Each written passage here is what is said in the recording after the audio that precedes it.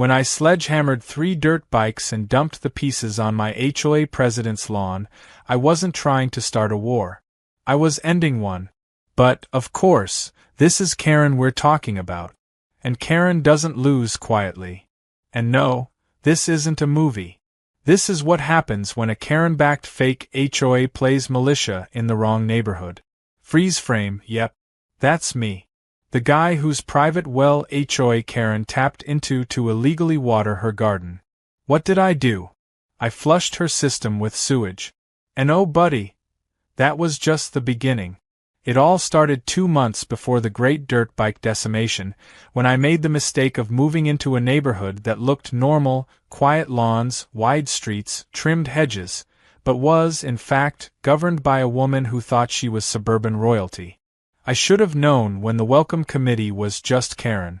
One person, holding a clipboard, wearing a smile that had the same warmth as a tax audit. She handed me a laminated pamphlet labeled, HOA Guidelines, Read or Be Fined, and told me she was the acting president of the HOA. Funny thing is, my property technically sat just outside the official HOA boundary. She called it an oversight and said they'd amend the charter soon. I laughed, thinking it was a joke. She didn't. She gave me a look like I had spat on her begonias. The first week was tolerable. I ignored the email she sent about my non-regulation mailbox color, and assumed she was just one of those people who doesn't get enough drama in her life unless she manufactures it. The second week, I got a formal notice for trash bin placement. Apparently, mine had been visible from the road for 17 minutes past pickup time. 17 minutes. I clocked it. Then came the engine noises. Every other night, like clockwork, loud revving echoed through the neighborhood around 10 p.m. It sounded like someone was drag racing on a lawnmower. A day later, the entire HOA thread exploded. Karen accused certain residents of illegal joyriding and violating quiet hour codes. I replied in the group email, helpfully noting, I would love to ride a dirt bike, but my imaginary one is still in the shop. No response. Just passive-aggressive silence and a new flyer left in my mailbox about respecting community harmony. So when I came home one weekend and noticed my garage door was ever so slightly ajar, I got that gut feeling. You know the one, like when you know someone's been in your room, but everything's just barely in place. I walked in, flipped on the light, and froze. There were 3 dirt bikes in my garage. Full-sized, mud-splattered, and shoved behind a canvas tarp like they were hoping I wouldn't notice. I don't own dirt bikes. Never have. Never wanted to. And yet there they were. Like some kind of offering from the passive-aggressive HOA god. I checked the door. Locked. No signs of forced entry. Nothing missing. Nothing broken. Just 3 illegal dirt bikes mysteriously parked in my locked garage. I did what any sane person would do. I called the cops. They came. Took a look. Shrugged. If they're not reported stolen, one officer said, and there's no footage of someone placing them here, it's technically a civil issue. Right. Because random dirt bikes just teleport themselves into private garages. Maybe I had a haunted garage. Maybe they were multiplying. But then I spotted it. A sticker peeling off the side of one of the bikes. A school parking permit. I zoomed in, took a photo, ran it through the local high school's online directory. And boom, Karen's son. Senior. Track team. Instagram full of engine selfies and Snapchats captioned, "Night Rips." So, I left a note on her door. Short, polite, legally bland. Hi Karen. I think your son may have accidentally stored something in my garage. Please have him remove it ASAP. The next day, I got a violation notice. This one claiming I was illegally housing recreational vehicles on HOA-adjacent property, and that I would be fined if I didn't remove them within 48 hours. You read that right. She puts her kids' dirt bikes in my garage. Then writes me up for having them. I went to confront her. She was standing outside watering her rose bushes. With a hose. Connected to a spigot that, wait for it, was on my side of the property line. I asked. Is that your water line? She said, Oh, don't worry, the HOA approved a shared irrigation system. It's all in the amended charter. I don't think I've ever laughed while actively seeing red before. I had a private well, one I'd paid to have installed because the city hookups were spotty in our section of town. That meant Karen had dug a trench and illegally tapped into my well line. And not only that, she'd been using my water for her award-winning tomatoes and her herb garden. Oh, and she gave me a citation for the noise pollution my irrigation system made when it switched on at night. At that point, something snapped. I stopped trying to handle things the adult way. That only works when the other person isn't playing Monopoly with a flamethrower. First, I made a call to my plumber friend. We rerouted the pipe Karen had tapped, legally mine, to a small side tank we filled with gray water. Non-lethal, but nasty. I flipped the valve and waited. The next day, she was outside screaming about the smell. Her precious basil smelled like a backed-up truck stop restroom. I shrugged and said, Maybe your charter needs a plumber. She threatened to sue. I invited her to try. Told her I'd love to bring the whole situation to a judge, including the unauthorized water tap, the phantom violations, and the fact that I now had photos of her kids' dirt bikes in my garage. That's when she played her wildest card yet. The next night, my new camera caught footage of someone creeping into my backyard. Hoodie, skinny frame, slipped through the fence gate like he'd done it before. He typed a code into my garage keypad. The door opened. It was Karen's son, coming back to retrieve his bike. And that's when I realized something even worse. The only way he could have known the code was if someone gave it to him. I checked my garage opener system. Default model. Older. Could be programmed with a universal remote. Karen had access. Probably still did. And she just sent her kid back in under the cover of darkness to clean up her mess before I could act. I stood there, watching the footage, feeling something cold settle in my chest. This wasn't just some HOA overreach. This was a war. And if Karen wanted to make my property her personal annexation project, I was about to make her regret ever stepping on my lawn. But first, I had some bikes to deal with. I didn't sleep that night. I just sat at the kitchen table, staring at the grainy security footage on loop. Karen's son, hoodie up, slipping through the side gate like it was his after-school hangout, typing in a code, my code, and unlocking my garage like he owned it. The thing that hit hardest wasn't even the break-in. It was the sheer arrogance. The way he walked in like it was routine. Like this wasn't the first time he'd done it. And if that was true, then Karen had been involved a lot earlier than I thought. This wasn't some spur-of-the-moment bad decision from a reckless teenager. This was an operation, authorized and executed by a suburban dictator with a clipboard and a god complex. The next morning, I printed stills from the footage, labeled the timestamps, and made a nice little dossier. I also left another copy of the footage, along with a letter, in a sealed envelope addressed to Karen. Thought you might enjoy this highlight reel. I taped it to her front door with a roll of zebra-striped duct tape. Petty? Yes. Satisfying? Beyond words. Later that day, I attended the monthly HOA meeting. I'd never been before, but I figured now was a good time to show some neighborly spirit. The meeting was held in Karen's oversized living room, of course. The irony of discussing shared community values under the roof of the woman illegally draining my well and trespassing on my property wasn't lost on me. She opened the meeting with her usual dead-eyed smile and welcomed everyone to another evening of community collaboration. I raised my hand before she could finish her first bullet point. She ignored it. I kept it up. Eventually, everyone was staring. Karen, I said, voice calm, before we talk about whether Todd's mailbox flag violates aesthetic unity, I'd like to address something a little more serious, like criminal trespassing. The silence was instant. Karen's face went pale for a second, then flushed red. If you're referring to your recent accusations, I'd appreciate if you didn't bring up personal disputes in a formal setting. Happy to keep it formal, I said, pulling out a USB drive and sliding it across her coffee table. Here's the footage of your son breaking into my garage. I've also brought screenshots, for those who don't like computers. She didn't even look at the drive. She just crossed her arms and said, "You're not part of this HOA. You have no speaking privileges at this meeting."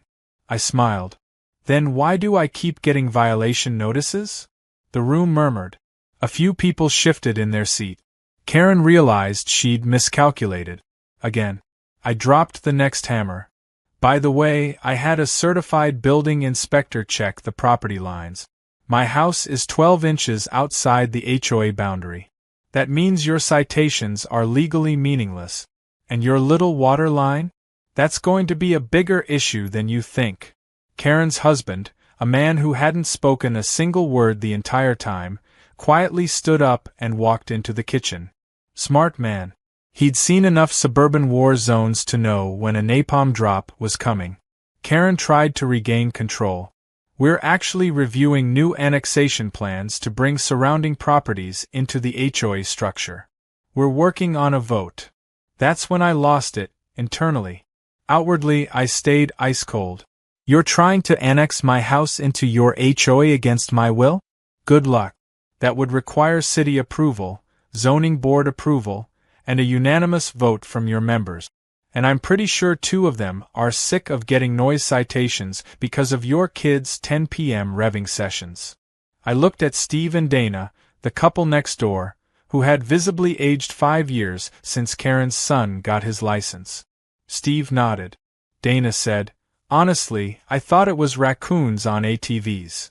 Karen ended the meeting early. No surprise there. But the fallout was only beginning. The next day, I got hit with 3 violations in a row. Trash bins out past curfew. Lawn height exceeding neighborhood grooming standards. Unauthorized fencing accessories, which I assume meant the wind chime shaped like a goat I'd put up to annoy her. I knew it wasn't going to stop. Karen was the kind of person who didn't back down when cornered.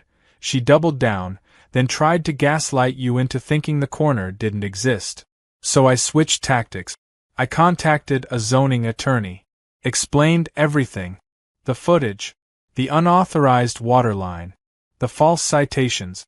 He was so amused he took my case at half rate, just to see how far the HOA insanity went. His advice? Build a case. Document everything. Make it legal. Then hit hard. I also decided to pay for some professional upgrades. I had motion sensor cameras installed on every corner of my property. Not cheap, but worth every penny. I replaced the garage door opener with a newer, encrypted model that couldn't be hacked with a universal remote. I even installed a hidden camera inside the garage itself, pointed directly at the bikes, in case Karen's son tried another late-night visit. But here's the thing about people like Karen. They only get more desperate when the walls start closing in. A week after the HOA meeting, I got an official-looking envelope shoved under my door. Inside was a cease and desist letter claiming I was harassing the HOA and engaging in retaliatory conduct. It was full of typos. Half of it read like it had been written by someone Googling legal letter example while on Ambien. I laughed so hard I nearly passed out. But I kept it, of course. More fuel for the fire. Then came the kicker. That Friday, I was out front raking leaves when a landscaping truck pulled up in front of Karen's house. Out jumped 2 guys carrying something large and familiar. Dirt bikes, covered in tarps.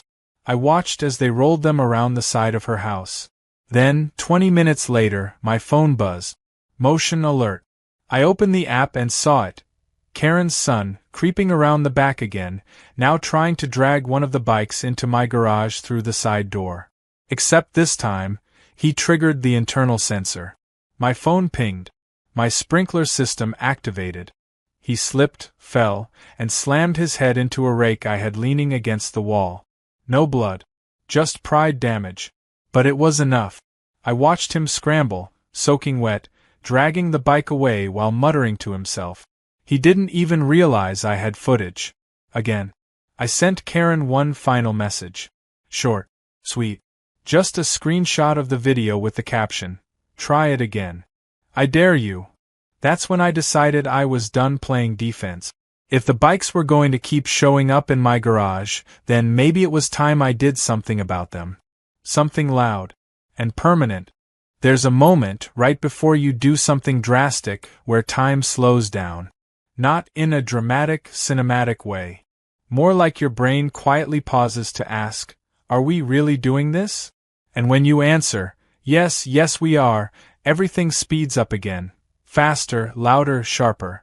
That was me, standing in my garage with a sledgehammer resting against my shoulder, staring at the 3 dirt bikes that had become permanent squatters in my life. They'd shown up again the night before, like roaches that refused to die, and this time, I didn't even bother calling anyone. I just smiled, closed the garage, and started planning the demolition. To be clear, I wasn't about to destroy someone's property out of blind rage. This was a calculated, documented, legally sound act of suburban justice. I had spent the last few days consulting with my lawyer, who explained that if someone repeatedly stores unauthorized property on private land, especially after formal notice, the owner has the right to remove or dispose of it. Just don't sell it, he warned. And document everything. So I did. Every angle, every tire tread, every chip decal that proved this was Karen's son's property and not mine. I had timestamps, certified letters, even a notarized copy of the notice I taped to Karen's door saying, "You have 48 hours to retrieve the dirt bike. After that, they will be removed at your expense." She didn't respond. Not a knock. Not a text. Not even a fake legal threat this time. I suppose she thought I was bluffing. Or maybe she figured I'd cave under the pressure of another dozen made-up HOA violations. But what Karen didn't understand was that by pushing this far, she'd triggered something in me I didn't know existed, the part of my soul powered entirely by petty vengeance and cold logic. And that part had a sledgehammer and a GoPro. I set up the camera on a tripod and hit record. I gave a brief statement, introducing myself and the situation for the record. Then I walked over to the first dirt bike, gripped the hammer with both hands, and brought it down like the opening act of a demolition symphony. The sound it made was deeply satisfying, a crunch of plastic, a screech of metal, and a satisfying clang as the front wheel snapped sideways. I didn't stop to admire the damage. I just kept swinging. Over and over. One bike down. Then the second. Then the third. By the time I was finished, the garage looked like a graveyard for motocross dreams. I swept the pieces into piles, sorted the larger chunks into labeled bins. Again, documentation, and loaded everything into a wheelbarrow. The whole process took 3 hours and a thermos of black coffee. And when it was done, I stood back, wiped the sweat from my forehead, and took a deep breath. I wasn't angry anymore. I was serene, peaceful, even, like a monk who just achieved enlightenment by turning a teenage ego machine into modern art. Then came the grand finale. I wheeled the mangled remains of all 3 bikes across the street and dumped them directly on Karen's pristine white driveway. Not in a messy heap, mind you. I arranged them. Carefully. Artistically. One handlebar sticking up like a flag. A bent exhaust pipe twisted into a crude heart shape. I even added a note on top made of refrigerator magnets that spelled out, "Reclaimed property. You're welcome." I walked back across the street, sat on my porch with a glass of lemonade, and waited. I didn't have to wait long. About 20 minutes later, Karen's door flew open so fast it bounced off the brick wall behind it. She stepped out, took one look at the mechanical massacre on her driveway, and screamed like she'd just found a body. Her voice cracked halfway through. Then came the yelling. At first, just general screeching. Then my name. Then threats. She shouted about lawyers, police, city inspectors, even the mayor. I just sipped my lemonade and waved. Eventually, she stomped across the street, furious and red-faced, holding one of the bike seats like it was a severed limb. She marched up to my porch and yelled, "You're going to pay for this." I said, Technically, I already did. I paid with my garage, my well water, my peace of mind, and about 5 months of sanity. Now we're even. She threw the bike seat at my feet. It bounced off the bottom step and landed in the grass like a deflated balloon. I didn't flinch. I just smiled. That unnerved her more than anything. When the police showed up an hour later, called by Karen, of course, they were less enthusiastic about her version of events. I handed them the dossier, the photos, the footage, the certified mail receipt, the 48-hour notice, the signed property lines, the sprinkler footage, even the original HOA map showing that my house was outside their jurisdiction. The officer flipped through it all with an impressed grunt and said, "Honestly, this is the most thorough documentation I've ever seen for a neighborhood dispute." Karen stood there, sputtering, trying to convince the officer that I was unhinged and a danger to the community. But the officer just said, "Ma'am, it looks like this was handled exactly by the book. If you want to pursue a civil case, that's your right. But from where I stand, your son trespassed. Multiple times. You might want to think carefully before escalating this." She didn't like that. Not one bit. But she couldn't argue with it either. Not with a literal stack of evidence thicker than her HOA binder. She stormed off, red-faced and muttering, while the officer gave me a nod and walked back to his cruiser. The next day, I filed a harassment report with the city. I attached the footage, the timestamps, and the threat-filled messages she'd sent me after the incident. A week later, I got an official letter stating that Karen was under a temporary no-contact order regarding any communication or HOA enforcement toward me or my property. For 6 months, she legally couldn't send me a single violation notice, knock on my door, or mention my name in an HOA meeting. But the damage was done. Not to me. To her. The HOA members had started talking. Word got around.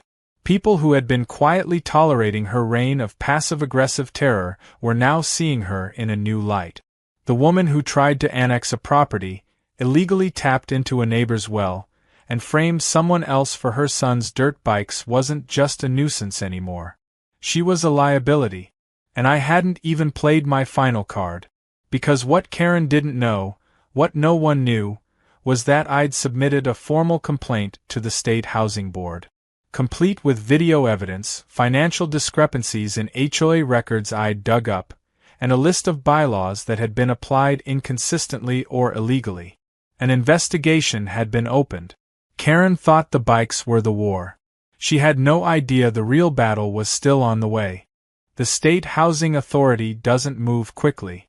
It's a slow, bureaucratic machine powered by paperwork, coffee-stained forms, and people who say things like pending review with a straight face.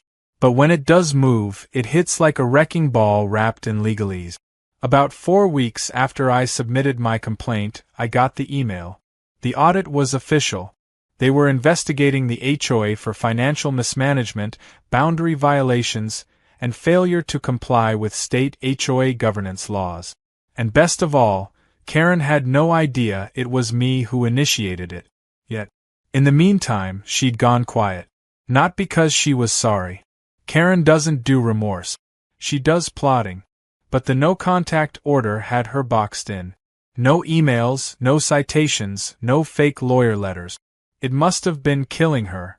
She'd still glare at me across the street like I was personally responsible for global warming, but her hands were tied. The rest of the neighborhood had started to notice too. The once invincible Karen had been defanged, declawed, and publicly humiliated. People were whispering. Some were openly laughing. Steve next door even offered to chip in if I ever wanted to publish the footage as a documentary. I was tempted. The real nail in her coffin came at the next HOA meeting, which I attended purely for entertainment purposes. Karen, red-eyed and clearly stressed, tried to carry on like nothing had happened. She opened with some nonsense about a spring beautification initiative and started talking about community flower bed. No one was listening. Not after the treasurer stood up and quietly said, Karen, where's the invoice for the $5,000 listed under miscellaneous supplies last quarter? She froze, blinked, tried to brush it off with, that was for emergency signage and event planning. He held up a printout. There's no event on record. And no signage either. Someone else chimed in. Didn't you use that to buy those giant HOA branded flags you hung on your porch? Karen mumbled something and tried to move on, but the room wasn't with her anymore. The spell had broken. Her authority, once unshakable, had crumbled under the weight of receipts and red flags. People started asking real questions. How the HOA funds were being used. Why only certain homes kept getting cited. Why her son's dirt bikes had never been reported or acknowledged. It was like watching the end of a very long, very annoying sitcom character arc, except this time, the laugh track was real people rolling their eyes. Then came the email. 2 days later. From the State Housing Authority. A formal notice had been sent to the HOA board informing them of the ongoing investigation. Karen was being asked to step down pending the audit result. Not recommended. Asked. As in, comply or face legal action. She stepped down that same week. Technically, she voluntarily withdrew to focus on personal matters. Everyone knew what that meant. It meant she'd finally been out-Karened. And by someone who didn't even go to the meetings until she picked a fight with the wrong house. Then something unexpected happened. A few neighbors came to my door, clipboards in hand. They wanted me to run for HOA president. At first, I laughed so hard I nearly choked on my tea. Me? The guy who turned 3 dirt bikes into abstract art and dropped the pieces on someone's driveway like a deranged Santa? But they were serious. Apparently, my war with Karen had turned me into some kind of local legend. Not just for the revenge, but for standing up to the insanity and keeping detailed receipts while doing it. They said I was the first person to actually push back and win. So I ran. Mostly as a joke. I even put Garage Gremlin as my nickname on the ballot. But a week later, I was elected HOA president by a landslide. No one even came close. Karen didn't show up to the vote. I imagine she was inside her house angrily alphabetizing her legal threats folder or interrogating her son about the garage code situation. Now, most people would have taken the role and done absolutely nothing with it. But I wasn't most people.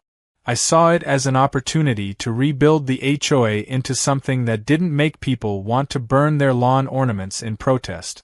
My first order of business was to rewrite the bylaws. All of them. From scratch. We eliminated anonymous complaints. If you had a problem with a neighbor, you had to document it and attach your name. No more midnight citations for having the wrong shade of mulch. We added a clause that said no inspections could occur without the homeowner's consent and at least 24 hours notice. I even passed something called the Dirt Bike Clause, which made it explicitly illegal to store someone else's property on a neighbor's land without written consent. The best part? We did it all with transparency. Monthly financial reports, open forums, free coffee at meetings. Suddenly, people were actually showing up and contributing. We had fewer violations, fewer complaints, and significantly more laughter. The neighborhood started feeling like a neighborhood again, not a petty dictatorship. But I still had one last loose end to tie up. About a month into my presidency, I filed a permit for a new set of floodlight. Motion activated. Environmentally friendly. Positioned legally within my property line. And pointed directly at Karen's house. The second she stepped outside at night, she got lit up like a Broadway stage. Not blinding. Just bright enough to make standing outside for too long deeply uncomfortable. She complained to the city. They inspected. Found everything in compliance. She appealed. Lost. Within 3 months, she had a for sale sign in her yard. The neighborhood held a barbecue the day after the moving truck left. Unofficial, of course. But people were smiling in a way they hadn't in years. Kids played without being yelled at for sidewalk chalk. Lawn decorations returned. The goat-shaped wind chime?